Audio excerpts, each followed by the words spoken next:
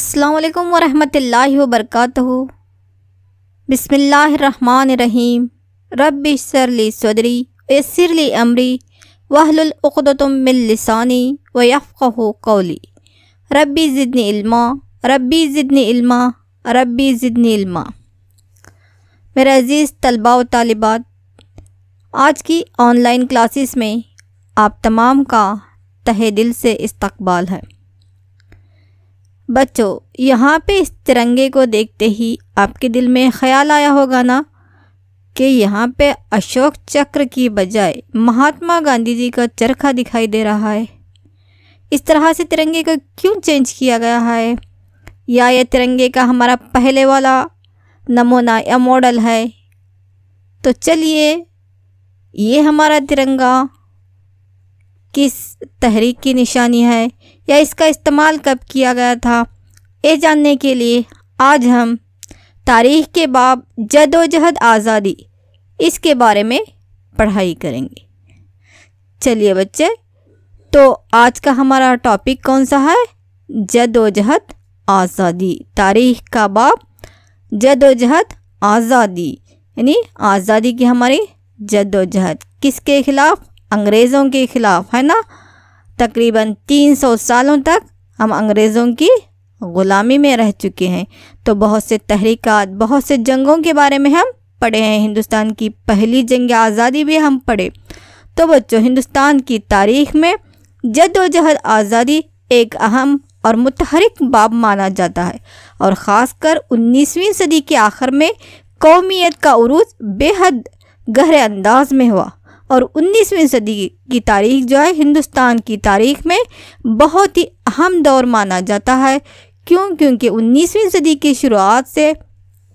शुरुआती अरसे में ही नक़ल व हमल, अंग्रेज़ी तालीम की तोसी, सहाफ़त में तरक्की, सक़ाफ़ती और इंतज़ामी अंजुमनों का क़याम तहरीक आज़ादी के हमारे मोहरे साबित हो गए और हिंदुस्तानी अवाम ख़ासकर किसान अंग्रेज़ों की मौशी पॉलिसियों के तख्लीक करदा तशवीशनाक मरहले से इस्तेहसाल का शिकार हो गए थे। तो किसान भी जो है अंग्रेज़ों के ख़िलाफ़, आम अवाम भी अंग्रेज़ों के ख़िलाफ़ बगावत पे उतरते ही चली आ रही थी और इसके साथ साथ नक़ल व हमल में तरक्की हो रही थी। अंग्रेज़ी तालीम की तोसी की वजह से बहुत से हमारे लोग क़वानीन में दाखिल हो गए थे, कानून साज मजलिस में दाखिल हो गए थे, सहाफ़त की तरक्की हो रही थी। एक बड़ा यहाँ पे हमारा ख़वानदगा तबका जो है अंग्रेज़ों के ये चालबाज या मकाराना पॉलिसियों को जान गया था, उनके सकाफ़ती और इंतज़ामी धोखों को भी जान गया था। तो इसलिए जो है हमारे हिंदुस्तान की तारीख़ में ये जो बाब है एक बहुत ही अहम मुतहरिक बाब, एक इनकलाबी बाब जो है माना जाता है बच्चों। तो पहली जंग आज़ादी के बाद ही हिंदुस्तानी क़वानीन की तश्कील के मरहले का आगाज़ यानी क़वानीन का आगाज़ तो जो है हम जो पढ़े हैं 1773 सन ईस्वी के रेगुलेटिंग एक्ट से ही पढ़े हैं ना। लेकिन पहली जंग आज़ादी के बाद यानी 1857 सन ईस्वी की जंग आज़ादी के बाद 1858 सन ईस्वी का गवर्नमेंट ऑफ इंडिया एक्ट भी नाफिज किया गया और उसके बाद जो है 1861 के गवर्नमेंट ऑफ इंडिया एक्ट के तहत जो है कानून साज मजलिस में या कानून साज मजलिस में हिंदुस्तानियों को भी नुमाइंदगी दी जाने लगी। तो अंग्रेज़ी जानने वाला एक जदीद ख़वानदा यानी पढ़ी लिखी जमात में जो है कौमियत के तस्वुर की तख्लीक की, कौमियत का उरूज हुआ। यही कौमियत का उरूज इंडियन नेशनल कांग्रेस की शक्ल इख्तियार किया। जब हमारे लोग, हमारे रहनुमा, हमारे मुहिब्बे वतन लोग क़वानीन साज मजलिस में दाखिल हो गए तो और एक पढ़ा लिखा एक ख़वानदगा तबका जो है यहाँ पे अंग्रेज़ों की मकाराना चालों से आगाह हो गया। क्या है इनकी चाल, किस तरह से वो लड़ा और हुकूमत करो की पॉलिसियों को अपनाए हुए हैं, तो हमारे अंदर कौमियत का उरूज और भी ज़्यादा हो गया और यही कौमियत का उरूज इंडियन नेशनल कांग्रेस की शक्ल इख्तियार किया। तो बच्चों, तालीम याफ्ता हिंदुस्तानियों की अंजुमनों की निगरानी में कौमियत के जज्बे के हामी अंजुमन भी जन्म ले लगे। इनमें जो है the Hindu Mela, the East Indian association, Poona अवामी मजलिस और द इंडियन एसोसिएशन अहम थे। तो इंडियन नेशनल कांग्रेस के वजूद में आने से भी यहाँ पर बहुत से हमारे अंजुमने थे जो कि अंग्रेज़ों के खिलाफ तहरीक आज़ादी में सरगर्म थे, जिसमें कौन कौन से हैं बच्चों? The Hindu Mela, the East Indian association, Poona अवामी इजलास, द इंडियन एसोसिएशन। याद रहेंगे कौन कौन से थे इंडियन नेशनल कांग्रेस के वजूद में आने से पहले? The Hindu Mela, the East Indian association, Poona अवामी इजलास और द इंडियन एसोसिएशन अहम थे।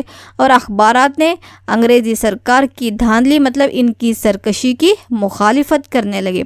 जब हमारे में तालीम याफ्ता तबका उरूज पर आ गया, ज़्यादा इनकी तादाद बढ़ते गई, तो अंग्रेज़ों के ख़िलाफ़ जो है वह अपने अखबारात में लिखने लगे। अवाम में कौमियत के जज्बे को, हुब्बुल वतनी के जज्बे को बढ़ाने में सहाफ़त ने अखबारात ने भी बहुत ही अहम रोल अदा किया है।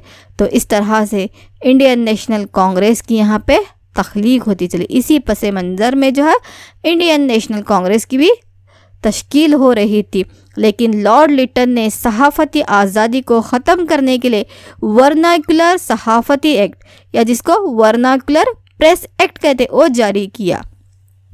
क्योंकि लोग जो है तालीम याफ्ता तबका जो है हिंदुस्तान के लोगों को जगाने के लिए, अंग्रेज़ जो हमें ग़ुलाम बना कर रखे थे ना, तो उसके ख़िलाफ़ में तहरीक आज़ादी में और बढ़ चढ़ कर हिस्सा ले।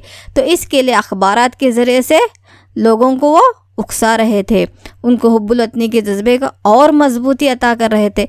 तो लॉर्ड लिटन ये देखते हुए हिंदुस्तान की सहाफ़ती आज़ादी को ख़त्म करने के लिए, यानी अखबारात जो हमारे निकल रहे थे उसको बंद करवाने के लिए, यहाँ पर हमारी आज़ादी को ख़त्म करने के लिए उसने क्या किया? वर्नाकुलर सहाफ़ती एक्ट, या जिसको हम वर्नाकुलर प्रेस एक्ट भी कहते हैं, जारी किया। किसने? लॉर्ड लिटन ने। वर्नाकुलर सहाफ़ती एक्ट क्यों जारी किया बच्चों? हिंदुस्तान वालों की सहाफ़ती आज़ादी को ख़त्म करने के लिए। जो अखबारात में वो खुलेआम अंग्रेज़ों के ख़िलाफ़ लिख रहे थे, उसको ख़त्म करने के लिए लॉर्ड लिटन ने सहाफ़ती आज़ादी को ख़त्म करने के लिए वर्नाकुलर सहाफ़ती एक्ट या वर्नाकुलर प्रेस एक्ट जारी किया। तो ऐसे हालात में इसी पस मंज़र में इंडियन नेशनल कांग्रेस का क़याम हुआ। इंडियन नेशनल कांग्रेस का क़याम हुआ कब हुआ बच्चों?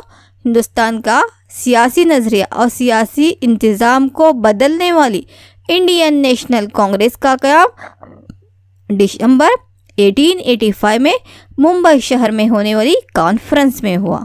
तो इंडियन नेशनल कांग्रेस का क़याम कब हुआ बच्चों? दिसंबर 1885 में हुआ है। तो डब्ल्यू.सी. बनर्जी इसके पहले सदर थे। इंडियन नेशनल कांग्रेस का जब वजूद हुआ तो इसके पहले सदर कौन बने? डब्ल्यू.सी. बनर्जी। ये जो है डब्ल्यू.सी. बनर्जी हैं। डब्ल्यू.सी. बनर्जी इंडियन नेशनल कांग्रेस के पहले सदर थे, जिसका क़याम दिसंबर 1885 में हुआ। इंडियन नेशनल कांग्रेस की तश्कील के लिए एक रिटायर्ड शहरी खिदमती अफसर यानी सिविल सर्विस ऑफिसर कौन थे? ए.ओ. ह्यूम ने लगातार कोशिश की। गो के वो इंग्लैंड के थे, यानी अंग्रेज़ अफसर थे, लेकिन हमारे हिंदुस्तान वालों के लिए उन्होंने इंडियन नेशनल कांग्रेस की तश्कील के लिए बहुत ही सरगर्म रहे हैं। तो इन्हीं की कोशिशों से इंडियन नेशनल कांग्रेस की तश्कील किसके ज़रिए से हुई है? ए.ओ. ह्यूम के ज़रिए से। मुंबई, मद्रास और कलकत्ता की सियासी रहनुमाओं से मुलाकात करके अवाम की दिलचस्पियों और मफादात के मुतालिक गुफ्तगू की। इसके नतीजे में इंडियन नेशनल कांग्रेस का आगाज़ हुआ। तो इंडियन नेशनल कांग्रेस का आगाज़ कब हुआ बच्चों? दिसंबर 1885 में मुंबई में होने वाली कॉन्फ्रेंस में। तो इसकी सदारत, इसके पहले सदर कौन थे? डब्ल्यू.सी. बनर्जी। और इसकी तश्कील करने वाले कौन थे? एक अंग्रेज़ सिविल सर्विस ऑफिसर कौन थे? ए.ओ. ह्यूम। तो ए.ओ. ह्यूम की क़यादत में, इनकी कोशिशों से, इनकी रहबरी में इंडियन नेशनल कांग्रेस का आगाज़ हुआ है। तो इतना समझ में आया बच्चों। तो चलिए आगे। तो इंडियन नेशनल कांग्रेस की तश्कील के लिए रिटायर्ड शहरी खिदमती अफसर कौन थे? ईओ ह्यूम की लगातार कोशिशें थी। कांग्रेस ने पहले पहल अपने इजलास में कौमी इत्तेहाद की नशोनुमा का नारा बुलंद किया।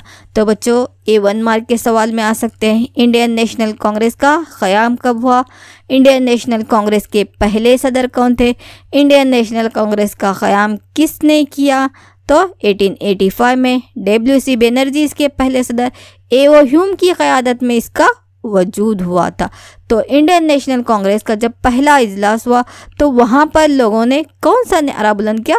कौमी इत्तेहाद की नशोनुमा। हम सब लोग कौमी इत्तेहाद यानी एकजहती को, इत्तेहाद को कायम रखेंगे।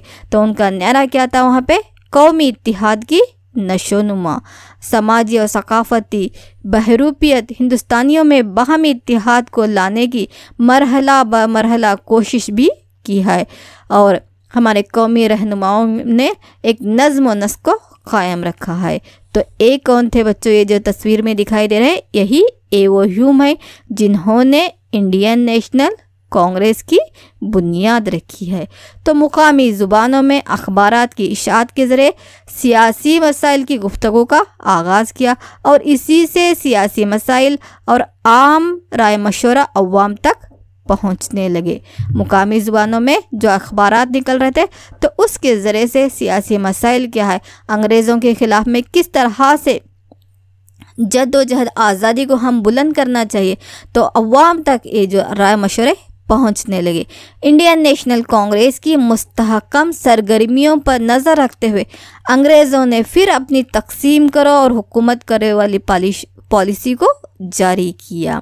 लड़ाओ और हुकूमत करो, हिंदू और मुसलमान के इत्तेहाद को तोड़ने की सियासी टेक्निक को भी कायम करने लगे। फिर भी इंडियन नेशनल कांग्रेस ने कौमी हालात के मद्देनज़र अपनी तश्कीली कार्रवाइयों को बनाने ही लगी और लेकिन 19वीं सदी के अवाखिर में इंडियन नेशनल कांग्रेस में भी सियासी इख्तिलाफात नज़र आने लगे। किस तरह से? उनके काम करने की कार्रवाइयों में उनका काम, उनकी सोच या उनका अक़ीदा, उनके जो काम करने के उसूल थे और वह जद्दोजहद की बुनियाद पर ये इंडियन नेशनल कांग्रेस के रहनुमा जो है एतदाल पसंद, इंतहा पसंद और इनकलाबियों के तौर पर पहचाने जाने लगे। तो इंडियन नेशनल कांग्रेस के सियासी इख्तिलाफात किन बात पर आए? उनकी कार्रवाई, काम करने का अंदाज़ उनका अलग था, सोचने का उनका अक़ीदा अलग अलग था, उसूल उनके अलग अलग थे। यानी अपने अपनी सोच के मुताबिक, अपने अपने उसूलों के मुताबिक, यानी यहाँ पे ख़यालात क्या हो रहे थे? एक्सचेंज नहीं, यानी एक दूसरे के ख़यालात में दूरियां आती चली जा रही थी, एक दूसरे के ख़यालात यहाँ पे मैच नहीं हो पा रहे थे। तो जिसकी वजह से हमारे तहरीक आज़ादी का या जद्दोजहद आज़ादी का दौर हम 3 दौरों में, 3 अदवार में पढ़ते हैं। एक एतदाल पसंद, इंतहा पसंद और इनकलाबी। समझ में आया बच्चों? तो चलिए अब एतदाल पसंद कौन है, इंतहा पसंद कौन है और इनकलाबी कौन है?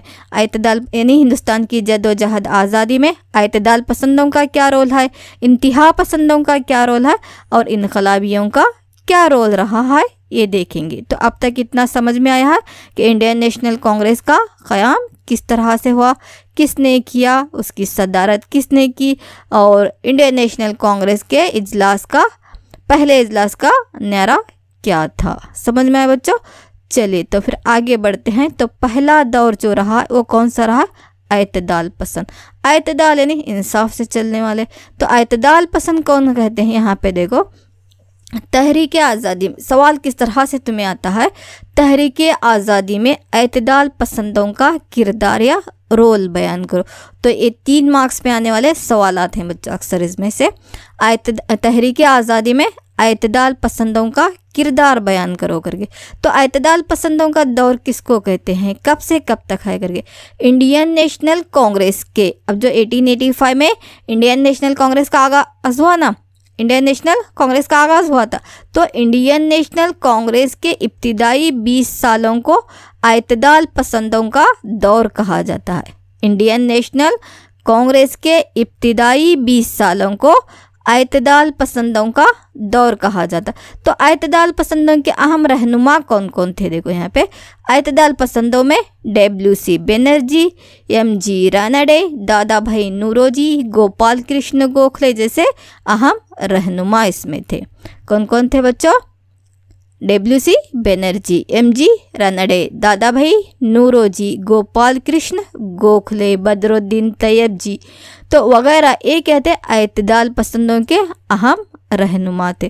तो अतदाल पसंद लोग इनका तरीक़ाकार क्या था, इनके उसूल क्या थे? तो अतदाल पसंद अंग्रेज़ों के इंतज़ामी उमूर और इंसाफ़ी पहलू पर यकीन रखते थे और हिंदुस्तानियों को दरकार इंसाफ और इंतज़ामिया के मुतालिक इजलास मुनाक़द करते थे, बहस करते थे, गुफ्तगू और मशवरों के ज़रिए से अंग्रेज़ों के सामने उन मुतालिबात को वो पेश करते थे। यानी ये बेचारे जो दस्तूरी तरीक़ों से, इंसाफ के तरीक़ों से अपने मुतालिबात को अंग्रेज़ों के सामने में रखा करते थे। कोई लड़ाई नहीं, झगड़ा नहीं, मारपीट नहीं, एकदम अतदालाना तरीके से। तो ये जो इंडियन नेशनल कांग्रेस के इब्तिदाई 20 साल थे, इसी को हम क्या कहते हैं?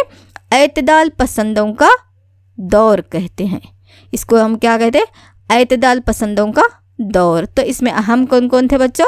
WC बनर्जी, MG रानडे, दादा भाई नौरोजी, गोपाल कृष्ण गोखले, बदरुद्दीन तैयब जी वगैरह।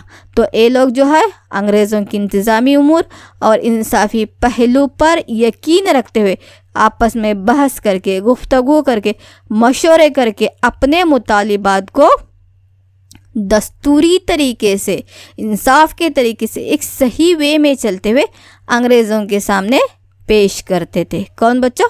अतदाल पसंद वाले। तो दादा भाई नौरोजी ने हिंदुस्तानी दौलत इंग्लिस्तान मुंतकल होने को ड्यूरिन थेरी का या नज़र नक्कास का नाम दिया। इसको हम क्या कहते हैं? नज़र नक्कास कहते हैं या ड्यूरिन थेरी कहते हैं। तो ड्यूरिन थेरी या नज़र नक्कास से क्या मुराद है? ये सवाल भी आपको 1 मार्क में आ सकता है। तो नज़र नक्कास या ड्यूरिन थेरी ये दादा भाई नौरोजी का पेश करदा एक नज़रिया था। तो उन्होंने कहा कि दरामदात में इजाफ़ा और बरामदात में कमी ऐसी सूरत हाल पैदा करके हमारी दौलत पूरी क्या कर रहे हैं? अंग्रेज़ इंग्लिस्तान मुंतकल कर रहे हैं, दरामदात में इजाफा कर रहे हैं। हमारे दरामदात यानी दूसरे ममालिक से चीज़ों को मंगवा लेना दरामदात कहलाता। हमारे मुल्क की चीज़ों को दूसरे मुल्क को फ़रोख्त करना बरामद कहलाता। तो अंग्रेज़ क्या कर रहे थे? अपने मुल्क से चीज़ों को मंगवा रहे थे। हमारे पैदावार वहाँ पे या हमारे प्रोडक्ट वहाँ पे फ़रोख्त होना कम हो गए थे। हम यहाँ तक कि हमारी घरेलू सनत पूरी क्या हुई थी? तबाह व बर्बाद अंग्रेज़ों के ज़माने में ही हो गई है। तो दरामदात में इजाफा, बरामदात में कमी कर रहे थे और पेंशन की शक्ल में या तनख्वाहों की शक्ल में हमारे हिंदुस्तान की दौलत पूरी कहाँ जा रही थी? इंग्लिस्तान मुंतकल हो रही थी। तो हिंदुस्तान की दौलत इंग्लिस्तान को मुंतकल होने को ही दादा भाई नौरोजी ने क्या कहा? नज़र नक्कास या ड्यूरिन थेरी कहा है। समझ में आए बच्चों? नज़र नक्कास या ड्यूरिन थेरी से क्या मुराद है? तो दादा भाई नौरोजी ने हिंदुस्तानी दौलत को यानी हमारे हिंदुस्तान की दौलत को इंग्लिस्तान मुंतकल होने को क्या नाम दिया था? नज़र नक्कास या ड्यूरिन थेरी। या दरामदात में इजाफा करके, बरामदात में कमी करके, तनख्वाहों की शक्ल में, पेंशन की शक्ल में हमारी तमाम दौलत कहाँ जा रही थी? इंग्लिस्तान मुंतकल हो रही थी, है ना, इंग्लैंड मुंतकल हो रही थी। उसी को क्या नाम दिया था? नज़र नक्कास या ड्यूरिन थेरी करके। तो ये जो अतदाल पसंद लोग थे ये क्या करते थे? अर्जी दाश्त के ज़रिए से या गुजारिश से अपने मुतालिबात को पूरे करना चाहते थे, यानी अप्लीकेशन देना कि हमारे ये क्या है? ये मुतालिबात हैं। तो इस तरह गुजारिश देकर, अर्जी देकर वो अपने मुतालिबात को, अपने मांगों को पूरा करना चाहते थे। तो अवाम के मसाइल पर बहस करना और उनको हुकूमत के सामने पेश करना। क्या क्या करते थे उन्होंने? अवाम को बेहतरीन तालीम से आरास्ता करो, देसी सनतों को या घरेलू सनतों की तरक्की के लिए अवाम को सियासी तालीम देना, सियासत में दाखिल करना, मजलिस कानून साज में हमारे अवाम को दाखिल करना, हिंदुस्तान में गरीबी की वजह पे मुतालिबा करना। तो ये तमाम मसाइल को, इन तमाम हमारे मुतालिबात को वो लोग अर्जी दाश्त के ज़रिए से या गुजारिश के ज़रिए से यानी अप्लीकेशन करके, मुतालिबा करके हमारे मुतालिबात को अतदाल पसंद रहनुमा कहाँ रखते थे?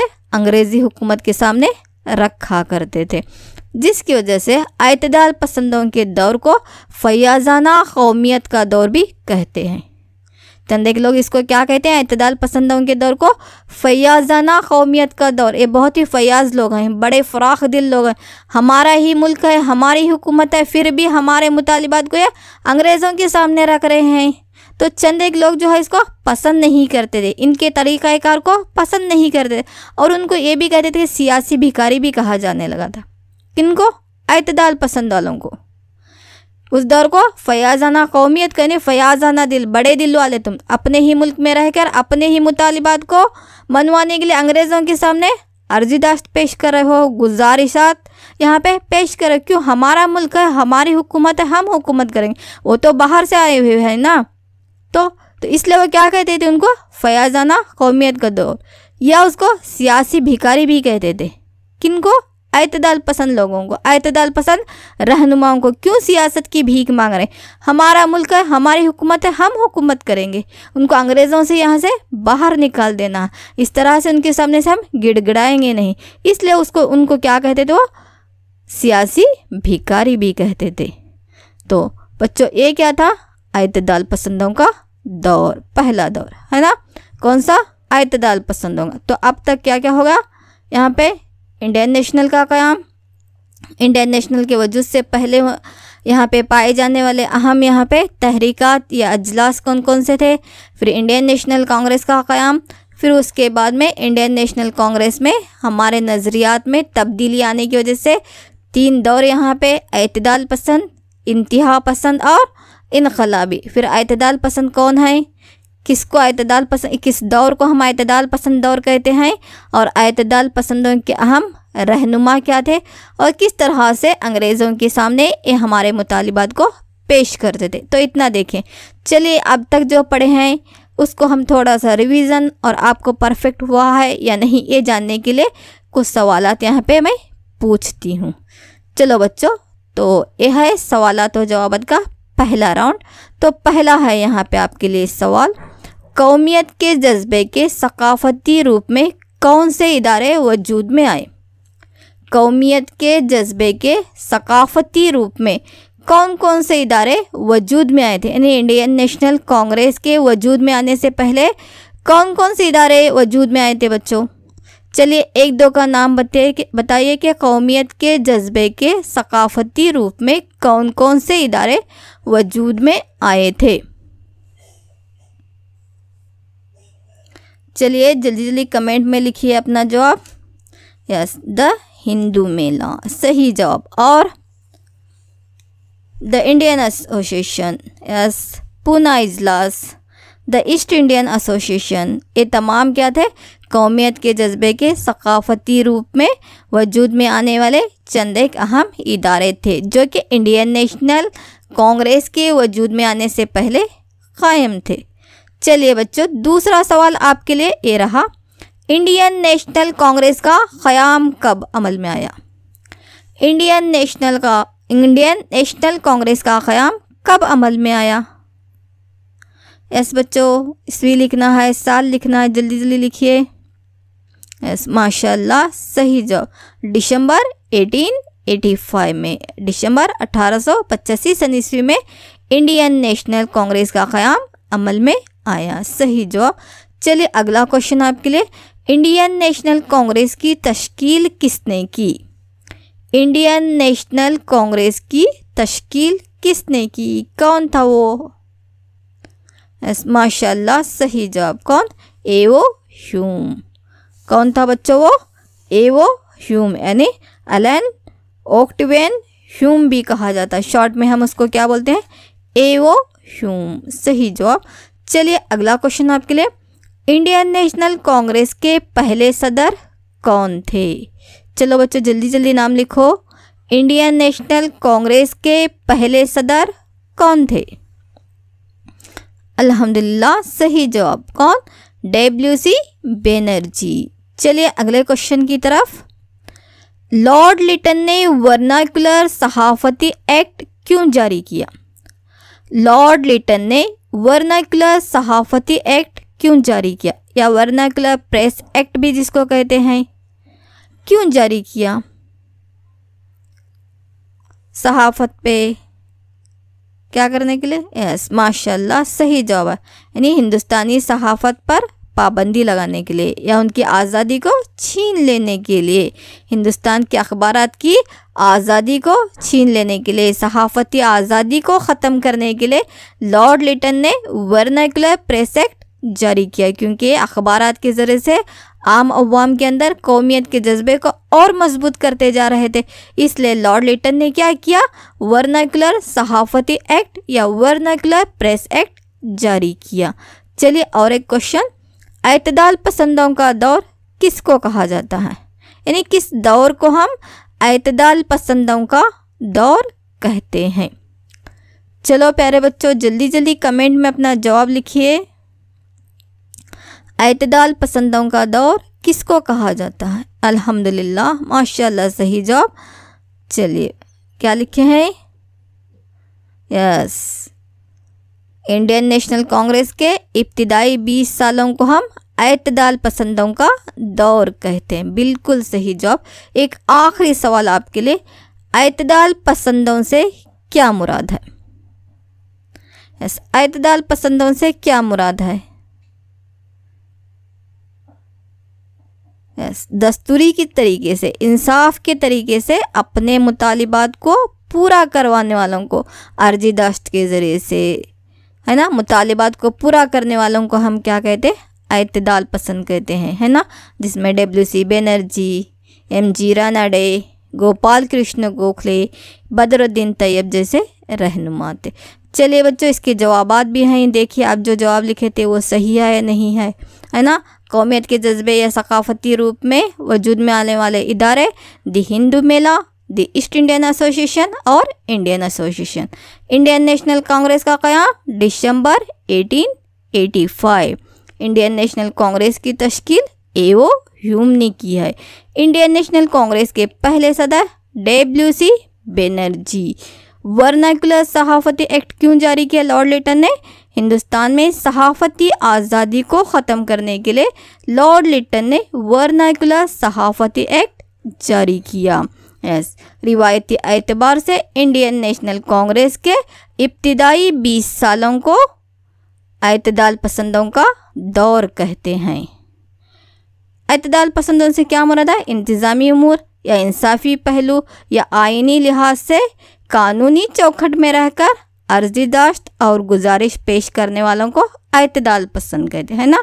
इंतज़ामी उमूर में रहते हुए इंसाफ के पहलू से आइनी लिहाज यानी दस्तूरी तरीके से अपने मुतालिबात को मनवाने वाले, किस तरह से? अर्जी दाश्त के ज़रिए से या गुजारिश पेश करके अपने मुतालिबात को मनवाने वालों को हम क्या कहते हैं बच्चों? एतदाल पसंद, है ना। फ़राख दिल वाले थे, इसीलिए फैयाजाना कौमियत का दौर भी कहते। लेकिन चंद एक लोग इनको क्या कहते हैं? सियासी भिखारी भी कहते हैं ना। तो यही लोग जो इनको सियासी भिखारी कहते थे वो इंतहाई दर्जे पर जाते, उन्हीं को हम क्या कहते? इंतहा पसंद कहते, है ना। इंतहा पसंद कहने के साथ ही हमारे दिमाग में कौन आते हैं? लाल बाल पाल, है ना। तो बच्चों यहाँ पर भी आपको क्वेश्चन इसी तरह रहता कि तहरीक आज़ादी में इंतहा पसंदों का किरदार बयान करो। तो कौन कौन थे वो? लाला लाजपत राय, है ना, बिपिन चंद्र पाल और बाल गंगाधर तिलक, है ना, अरविंद घोष। तो इन्होंने, लाल बाल पाल और अरविंद घोष ने इंतहा पसंद में या इंतहा पसंदी दौर में किस तरह से जद्दोजहद आज़ादी में एक अहम किरदार निभाया। चलो बच्चों देखेंगे। तो सवाल किस तरह रहता है? तहरीक आज़ादी में इंतहा पसंदों का रोल बयान करो। तो एतदाल पसंद वालों के नरम रोये की तनकीद करते हुए तशद्दुद अंदाज में इंतहा पसंद रवैये को अपनाया था। उन्हीं लोगों को हम क्या कहते हैं? इंतहा पसंद कहा जाता है। यानी जो एतदाल पसंद वाले जो नरम दिल थे वो बेचारे कानूनी चौखट में रहकर अपने मुतालिबात को अर्जी दाश्त के ज़रिए से पूरा करते थे। तो उनकी तशद्दुदाना अंदाज में उनकी तनकीद करते हुए तशद्दुद के अंदाज में इंतहाई पसंद रवैयों को जो अपनाए थे, इंतहाई दर्जे पर जाने वाले जो लोग थे, उन्हें ही क्या कहते हैं, हम इंतहा पसंद कहते हैं, जिसमें अरविंदो घोष, बपन चंद्र पाल, लाला लाजपत राय और बाल गंगाधर तिलक का काबिल ज़िक्र लोग रहे हैं। तो ये गलत ऐलानात की मुखालिफत करते थे और तकसीम बंगाल की भी मुखालिफत की। यानी 1905 सन ईस्वी में लॉर्ड कर्जन ने क्या किया, तकसीम बंगाल किया। बंगाल की तकसीम हो गई थी क्योंकि अंग्रेज़ों का सोचना था कि बंगाल जो है वो अंग्रेज़ों के मुखालिफ तहरीकात का मरकज़ है। बंगाल जो है अंग्रेज़ मुखालिफ तहरीकात का मरकज़ है। ये सोचते हुए उन्होंने क्या किया, बंगाल की तकसीम की। हिंदुस्तान के लोग क्या सोचते हैं कि हमारे यहाँ हिंदू मुस्लिम इत्तेहाद की मुखालिफत करते हुए हिंदू मुस्लिम इत्तेहाद को तोड़ने के लिए उन्होंने क्या किया है, लॉर्ड कर्जन ने यहाँ पे 1905 सन ईस्वी में तकसीम बंगाल की है करके। तो तकसीम बंगाल की उन्होंने मुखालिफत करते हुए हिंदू मुस्लिम इत्तेहाद को दिखाने के लिए वहाँ पे रक्षाबंधन त्यौहार का भी उन्होंने आगाज़ करते हैं। रक्षाबंधन त्यौहार मनाते हैं, हिंदू मुस्लिम इत्तेहाद को वहाँ पे दिखाते हैं। तो इंतहा पसंदों ने तकसीम बंगाल की भी मुखालिफत की। गैर मुल्की अशिया का बाइकाट करते हुए स्वदेशी तहरीक का आगाज़ किया कि हम इंग्लैंड से आए हुए, फ़ॉरेन से आए हुए कोई भी अंग्रेज़ों की चीज़ को हम नहीं खरीदेंगे, हमारे ही अशिया को हम खरीदेंगे। तो इस तरह से स्वदेशी तहरीक का यानी खुद के देश की चीज़ों का हम इस्तेमाल करेंगे करके एक तहरीक का भी उन्होंने आगाज़ किया। अखबारात में इनकलाबी मज़ामीन की भी उन्होंने इशाअत करने लगे। तिलक ने ऐलान किया कि स्वराज मेरा पैदाइशी हक़ है। अखबारात और मजहबी त्यौहारात के ज़रिए से भी लोगों में आज़ादी का जज्बा पैदा किए। किन्होंने? इंतहा पसंद रहनुमाओं ने। तो ये था बच्चों इंतहा पसंदों का किरदार। तो इंतहा पसंद कौन थे? एतदाल पसंद वालों के नरम रवैये की तनकीद करते हुए तशद्दुद अंदाज में इंतहा पसंद रवैये को अपनाने वाले मुहिब्बे वतन रहनुमाओं को ही हम क्या कहते हैं, इंतहा पसंद कहते हैं, जिसमें अरविंद घोष, बपन चंद्र पाल, लाला लाजपत राय और बाल गंगाधर तिलक थे। इनको अंग्रेज़ों के ये गलत बयानात की मुखालिफत करते थे। उनकी लड़ाओ और हुकूमत करो पॉलिसी, उनकी जो मक्काराना पॉलिसी थे उनकी सरेआम मुखालिफत करते थे, स्ट्राइक करते थे, तालाबंदी करते थे, लॉकआउट करते थे। जब 1905 सन ईस्वी में तकसीम बंगाल होगा उसकी भी ये मुखालिफत करते हैं। गैर मुल्की अशिया की बाइकाट करते हुए खुद के मुल्क की अशिया की चीज़ें ख़रीद ना करके स्वदेशी तहरीक का आगाज़ करते हैं। अखबारात में इनकलाबी मज़ामीन की इशाअत करते हैं, यानी इनकलाबी मज़ामीन लिख लिख कर हिंदुस्तानियों में हुब्बुल वतनी के जज्बे को और मजबूती अता करते और ताकत बख्शते हैं और जिला बख्शी जाती है। यहाँ तक कि बाल गंगाधर तिलक ने ऐलान ही कर दिया कि स्वराज मेरा पैदाइशी हक़ है, आज़ादी मेरा पैदाइशी हक़ है, मैं उसे हासिल करके ही रहूँगा। और अखबारात और मजहबी त्यौहारात का आगाज़ किया उन्होंने, जिसके ज़रिए से लोगों में आज़ादी के जज्बे को पैदा किया। तो ये कौन थे बच्चों? इंतहा पसंद रहनुमा। तो इंतहा पसंद ही इसी दौर में जो है एक वाक़या आता है यहाँ पे 1905 सन ईस्वी का तकसीम बंगाल। उस वक्त बंगाल बहुत बड़ी रियासत थी, तो उन्होंने क्या करते हैं उसको मशरक़ी बंगाल और मगरबी बंगाल में तकसीम कर देते हैं, क्योंकि उनकी सोच क्या थी, बंगाल जो है अंग्रेज़ मुखालिफ तहरीक का एक मरकज़ है जिसकी हमारे इंतहा पसंद लोगों ने बहुत ही मुखालिफत करते हैं। तो 1911 में फिर तकसीम बंगाल को वापस लिया जाता।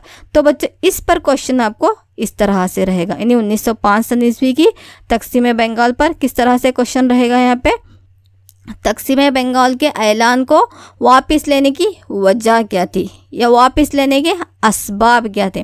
जो तकसीम बंगाल किए थे उसका जो ऐलान किया था उसको वापस ले ले, उसके असबाब क्या थे करके।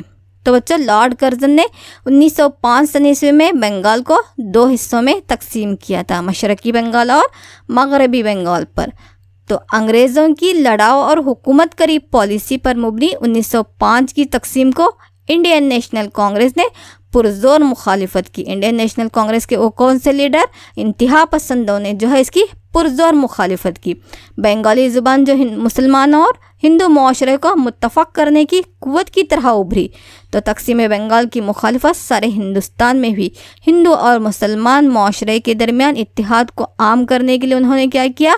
रक्षाबंधन प्रोग्राम भी वहाँ पे मनाया। क्या किया उन्होंने?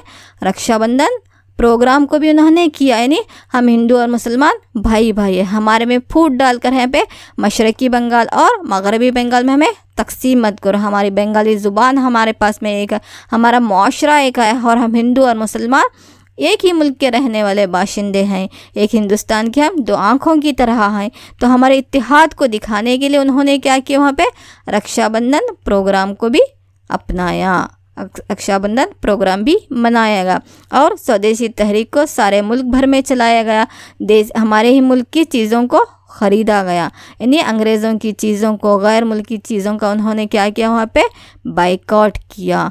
तो लोगों ने हिंदुस्तानी साजो सामान इस्तेमाल करने की उन्होंने तरगीब दी। इन एहतजाज की वजह से, इन तमाम चीज़ों की वजह से, इन तमाम वजूहात की बिना पर जो है, इन तमाम असबाब की बिना पर 1911 सन ईस्वी में अंग्रेज़ी हुकूमत ने तक़सीम बंगाल के वापस लेने को ऐलान किया, या तक़सीम बंगाल के ऐलान को वापस ले लिया।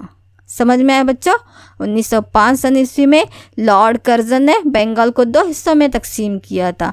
तो हिंदुस्तान के लोग इंतहा पसंदों ने क्या किए? अंग्रेज़ों की इस लड़ा और हुकूमत कर वाली पॉलिसी की मुखालिफत करते हुए उन्होंने हिंदू और मुसलमान मुआशरे के इत्तिहाद को दिखाने के लिए रक्षाबंधन का आगाज़ किया, अंग्रेज़ों की चीज़ों का बाइकआउट किया, स्वदेशी तहरीक को सारे मुल्क भर में चलाई और लोगों को हिंदुस्तानी साजो सामान ही इस्तेमाल करने की तरगीब दी।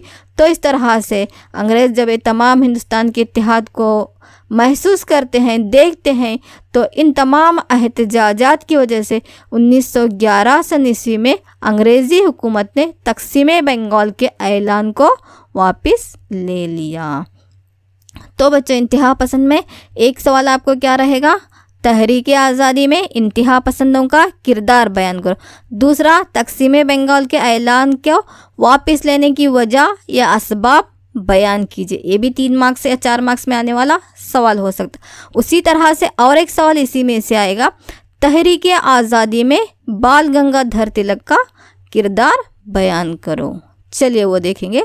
जदोजहद आज़ादी में बाल गंगाधर तिलक का किरदार बयान करो। इस तरह से क्वेश्चन रहेगा। तो यहाँ पे तिलक के बारे में, उनके किरदार के बारे में, उनके अखबारात के बारे में आपको लिखना होगा। तो आज जवाब किस तरह लिखोगे बच्चों? सवाल किस तरह रहेगा? जद्दोजहद आज़ादी में बाल गंगाधर तिलक का किरदार बयान कीजिए। तो बाल गंगाधर तिलक को लोकमान्य बाल गंगाधर तिलक भी कहा जाता है। तिलक एक इंतहा पसंद थे, एक इत्तिहाद पसंद थे। इनका मकसद मुकम्मिल आज़ादी को हासिल करना था। इनका मकसद मुकम्मिल आज़ादी हासिल करना था। तो उन्होंने क्या किया? गणेश, शिव जयंती, शिवरात्रि, शिवाजी जयंती जैसे त्योहारों का आगाज़ करके लोगों को आज़ादी की तरफ क्या किया? उनको रागिब किए। तो लोगों में बेदारी पैदा करने के लिए मराठा और केसरी अखबारात जारी किए। तो अब जो लोग अखबारात नहीं पढ़ते थे, तो आम अवाम को एक जगह इकट्ठा करके उनमें आज़ादी के जज्बे को भरने के लिए, आज़ादी की तरफ उनको रागिब करने के लिए उन्होंने गणेश जयंती, शिव जयंती, शिवाजी जयंती त्योहारों का आगाज़ किया, जहाँ पर तमाम अवाम जमा होते थे। तो उनके सामने तकारीर करके उनको जो है आज़ादी की तरफ रागिब करते थे। तिलक ने होम रूल तहरीक का भी आगाज़ किया और तिलक का एक नारा बहुत ही मशहूर है और सही भी है कि स्वराज यानी खुद का राज या आज़ादी, स्वराज मेरा पैदाइशी हक है, उसको मैं हासिल करके ही रहूँगा। आज़ादी मेरा पैदाइशी हक है और इसको मैं हासिल करके ही रहूँगा। उन्होंने लोगों में जद्दोजहद आज़ादी का जज्बा पैदा किया है। बाल गंगाधर तिलक ने मुआहिदा कलकत्ता के ज़रिए हिंदुओं और मुसलमानों के इत्तिहाद के लिए भी कोशिश की है। तो इस तरह बच्चों, जद्दोजहद आज़ादी में बाल गंगाधर तिलक ने बहुत ही अहम किरदार अदा किया है। तो इतना इंतहा पसंद में आपको समझ में आया। इंतहा पसंद का किरदार, 1905 सन ईस्वी का तक़सीम बंगाल का वाक़या और जद्दोजहद आज़ादी में बाल गंगाधर तिलक का किरदार बयान कीजिए। चलिए बच्चों, ये 3 नुकात आपको परफेक्ट हुए हैं या नहीं जानने के लिए अब हम सवालात और जवाबात का सेकेंड राउंड देखेंगे। तैयार हैं आप? चलिए, तो सवाल और जवाबात की इस सेकेंड राउंड है। तो आपके लिए नेक्स्ट क्वेश्चन वहाँ पे 7 थे, क्वेश्चन नंबर 8 यहाँ पे, अहम आयतदाल पसंद रहनुमाओं के नाम लिखिए। अहम आयतदाल पसंद यानी 3 दौर है ना, इंडियन नेशनल कांग्रेस के कारकर्दगी में वहाँ पे डिफरेंस ऑफ ओपिनियन आने की वजह से आयतदाल पसंद, इंतहा पसंद, इनकलाबी निकलते हैं। तो अहम आयतदाल पसंद रहनुमा कौन कौन थे? चलो बच्चों जल्दी जल्दी कमेंट में लिखते चले जाइए। अहम आयतदाल पसंद रहनुमा कौन कौन थे? दस्तूरी तरीके से जाने वाले, इंसाफ के तरीके से, अर्जीदाश्त के ज़रिए से, कानूनी चौखट में रहकर जाने वाले, यस गोपाल कृष्ण गोखले, बदरुद्दीन तैयब जी, एमजी रानाडे। तो ये तमाम क्या थे? दादा भाई नौरोजी। सही जवाब है भी, अल्हम्दुलिल्लाह। ये तमाम क्या थे बच्चों? आयतदाल पसंद रहनुमा थे। चलिए अगला सवाल आपके लिए, नजर नक्काश से या ड्रेन थ्योरी से क्या मुराद है? ड्रेन थ्योरी या नजर नक्काश से क्या मुराद है? चलो बच्चों जल्दी जल्दी लिखो कमेंट में, नजर नक्काश किसकी थ्योरी थी ये? यस दादा भाई नौरोजी की, यानी हिंदुस्तान की दौलत इंग्लिस्तान मुंतकल होने को ही दादा भाई नौरोजी ने क्या कहा था? नजरे नक्काश या ड्रेन थ्योरी करके कहा था। चलिए अगला सवाल आपके लिए, फयाजाना कौमियत के अहद से क्या मुराद है? या किस अहद को हम फयाजाना कौमियत का अहद भी कहते हैं? चलो बच्चों जल्दी बोलो। सही, बिल्कुल सही। आयतदाल पसंद दौर को हम क्या कहते हैं? फयाजाना कौमियत का अहद या फयाजाना कौमियत का दौर भी कहते हैं। उनकी फराक दिली की वजह से चंद एक उसमें के इंतहा पसंद लोग, चंद एक नौजवान तबका उनको क्या कहता था? फयाजाना कौमियत का दौर भी कहता, और सियासी भिखारी भी कहते थे उन्हें। चलिए और एक क्वेश्चन यहाँ पे, इंतहा पसंदों से क्या मुराद है? एतदाल पसंदों का दौर ख़त्म होता है तो इंतहा पसंदों का उरूज होता है ना।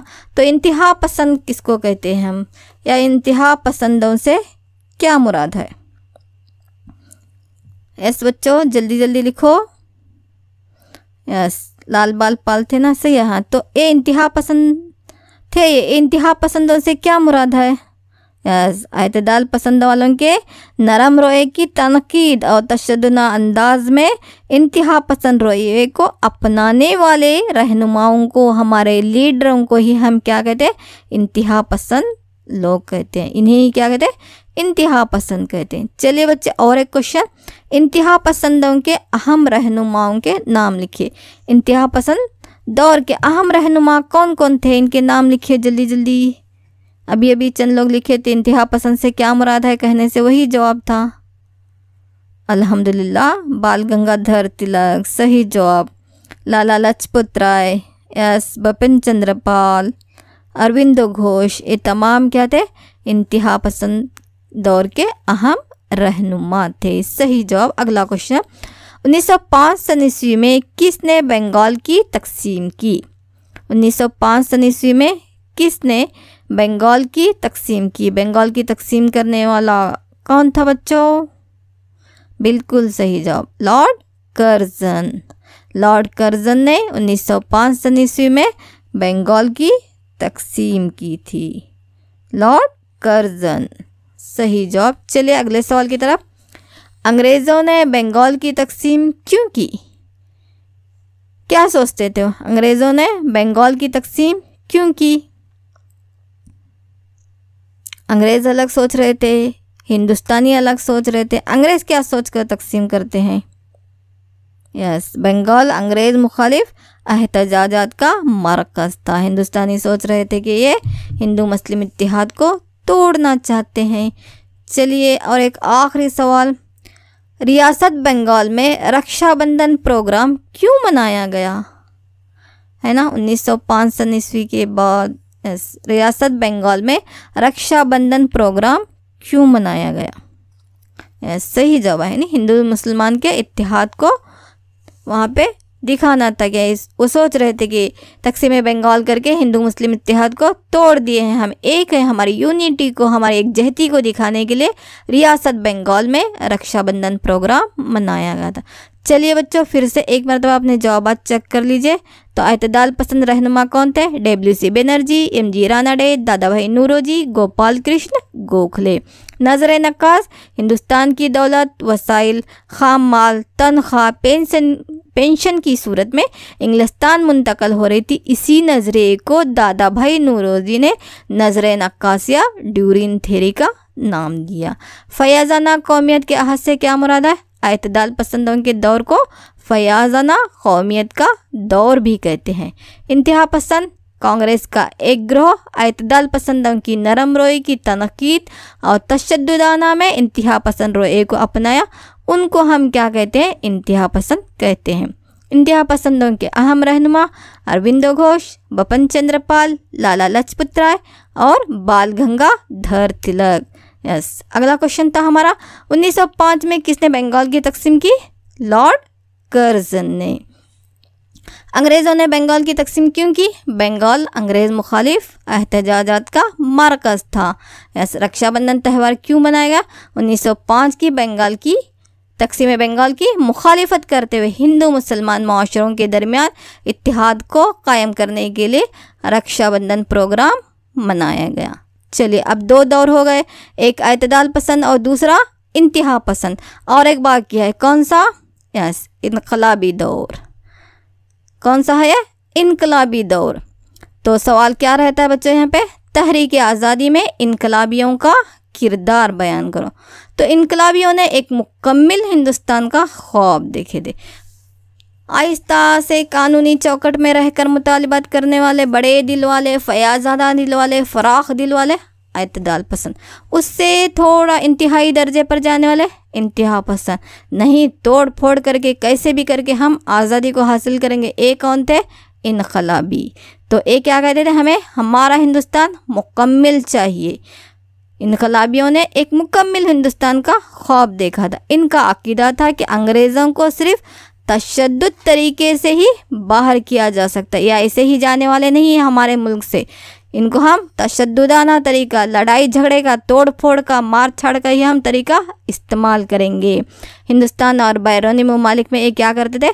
अपनी खुफिया शाखें बनाते थे, यानी हिडन प्लेसेस में रहते, छुप कर रहते थे। अंग्रेज़ों के ख़िलाफ़ में अचानक क्या करने का? मुहिम बनाना, प्लान बनाना और उन पर हमला करना। इसमें कौन कौन लोग शामिल थे बच्चों? भगत सिंह, है ना, चंद्रशेखर आज़ाद, राम बिहारी बोस, राम प्रसाद बिस्मिल, VD सावरकर, मैडम कामा, है ना। ये तमाम लोग क्या थे? इनकलाबी थे, यानी ये तशद्दुद के दौर से जाने वाले, खुफिया जगहों पर रहने वाले, अंग्रेज़ों पर हमला करने वाले।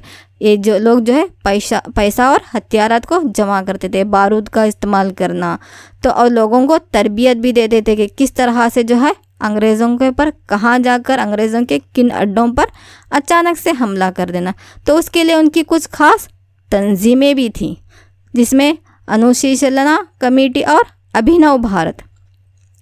अनुशीलना कमेटी और अभिनव भारत, ये इनकी क्या थी? अहम तंजीमें थी। किनकी बच्चों? इनकलाबियों की। तो इनकलाबी कौन थे? जो कि पूरे तशद्दुद तरीके से अंग्रेज़ों के ख़िलाफ़ में जदोजहद करने वाले लोग कौन थे? इनकलाबी थे, जिसमें भगत सिंह, चंद्रशेखर आज़ाद, राम बिहारी बोस, राम प्रसाद बिस्मिल, VD सावरकर, मैडम कामा जैसे अहम शख्सियत थे। तो वो क्या करते थे? हथियार जमा करते थे, गोला बारूद जमा करते थे, खुफिया जगह पर अपनी अंजुमनें, अपनी शाखें कायम करके अंग्रेज़ों के ख़िलाफ़ में वहीं पर एक मुहिम चलाते थे।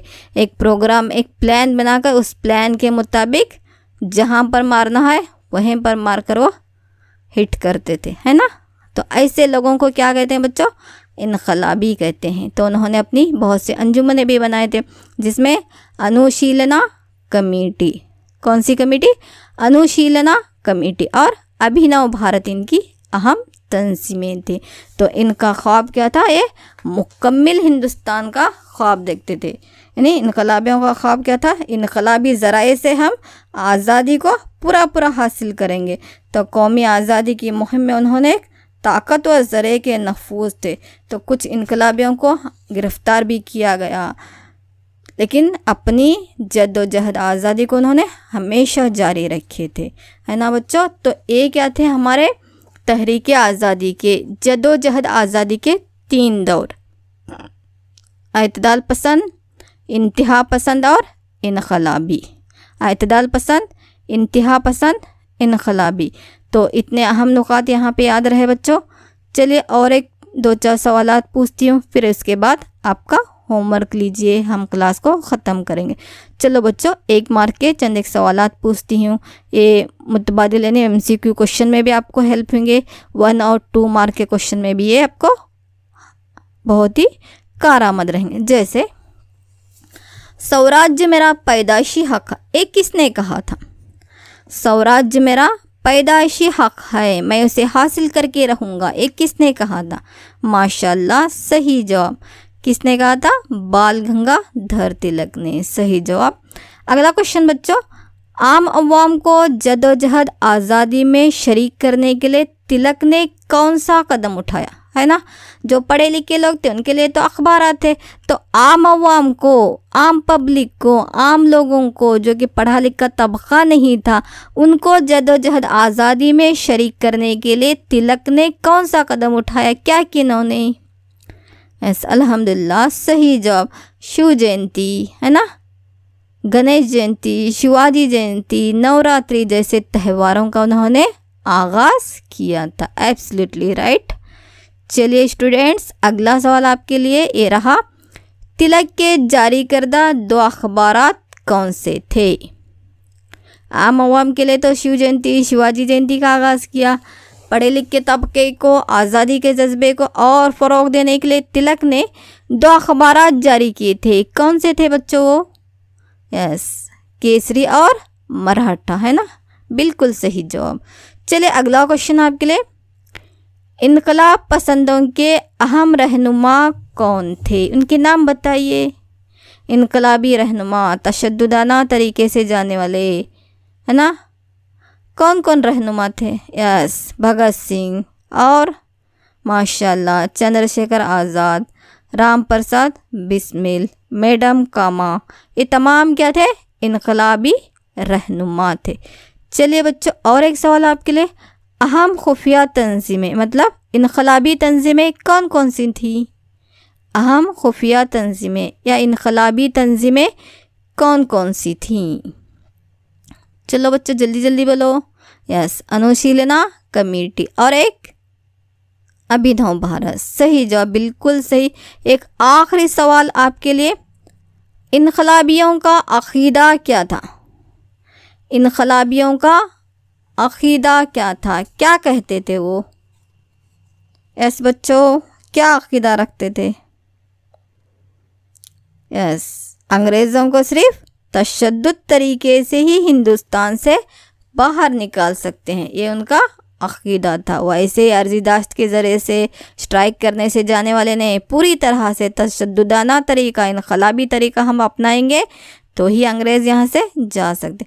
चलो बच्चों, अब तक जो जवाबात देखे, सवालात देखे, उनके सही जवाबात आप दे चुके हैं। फिर भी देखिए, स्वराज मेरा पैदाइशी हक है, ये बाल गंगाधर तिलक का ऐलान था, उनका नारा था। आम अवाम में जद्दोजहद आज़ादी में शरीक करने के लिए तिलक ने गणेश, दुर्गा पूजा, शिव जयंती त्योहारों का आगाज़ किया। तिलक के जारी करदा अखबार केसरी और मराठा। इनकलाब पसंदों के अहम रहनुमा भगत सिंह, राम बिहारी बोस, राम प्रसाद बिस्मिल, वीडी सावरकर, मैडम कामा, चंद्रशेखर आज़ाद वगैरह। अहम खुफिया तंजीमें, अनुशीलना कमेटी, अभिनव भारत। तो इनकलाबियों का अकीदा था कि अंग्रेज़ों को सिर्फ तशद्दुद, पुरतशद्दुद तरीके से ही हिंदुस्तान से निकाल बाहर किया जा सकता है। चलिए बच्चों, अब अपना होमवर्क लिख लीजिए, ये रहा आपका होमवर्क। तो चलो पहला क्वेश्चन लिखो, इंडियन नेशनल कांग्रेस के आगाज़ का पस मंज़र लिखिए। किस तरह से इंडियन नेशनल कांग्रेस का आगाज़ हुआ। जो तमहीद में बताई ना यहाँ पर वो आप लिखेंगे। दूसरा सवाल बच्चों, तहरीके आज़ादी में एतदाल पसंदों का किरदार बहुत अहम रहा है, साबित कीजिए। चलिए अहम नुकात लिखिए कि इस तरह से हम कह सकते हैं कि तहरीके आज़ादी में एतदाल पसंदों का किरदार बहुत अहम रहा। तीसरा सवाल आपके लिए, आज़ादी की जदोजहद में इंतहा पसंद रहनुमाओं का किरदार बयान कीजिए। आज़ादी की जदोजहद में इंतहा पसंद रहनुमाओं का किरदार बयान कीजिए। अगला सवाल, बंगाल की तकसीम को वापस लेने के अहम असबाब क्या थे? किन वजूहात की बिना पर 1905 सन ईस्वी की तकसीम बंगाल को अंग्रेज़ों ने वापस ले लिया? अगला क्वेश्चन, जदोजहद आज़ादी में बाल गंगाधर तिलक का रोल अहम रहा है ना? जदोजहद आज़ादी में बाल गंगाधर तिलक का रोल अहम रहा है। कैसे? चलो वजाहत करो, इसको साबित कीजिए। आखिरी सवाल, इनकलाबी रहनुमाओं के तरीक़ेकार पर मुख्तसर नोट लिखिए। इनकलाबी रहनुमाओं के तरीक़ेकार पर मुख्तसर नोट लिखिए। तो बच्चों इन तमाम सवालात के जवाबात लिखिए और 3 राउंड में आने वाले जो 22 क्वेश्चंस थे 1 मार्क के, वो सवालात भी हैं, उसके साथ साथ मैं आपको जवाबात भी लिखे दी हूँ वहाँ पे, वो तमाम सवालात के जवाबात लिखिए। और A6 जो हैं ये लॉन्ग क्वेश्चंस हैं, मतलब लॉन्ग आंसर में आने वाले क्वेश्चंस हैं, वजाहती सवालात के 3 और 4 मार्क्स के, इनको भी लिखिए। 1 और 2 मार्क्स के भी जितने हैं वो तमाम लिख के अपने इस लेसन को परफेक्ट कीजिए। जितने भी मार्क्स इसमें आएंगे आप मुकम्मिल हासिल करेंगे इंशाल्लाह, है ना बच्चों? चलिए इंशाल्लाह। अल्लाह हाफिज़। अपने अपनी सेहतों का ख्याल रखिए और दुआओं की दरख्वास्त के साथ अल्लाह हाफिज़। अस्सलाम वालेकुम व रहमतुल्लाहि व बरकातहू।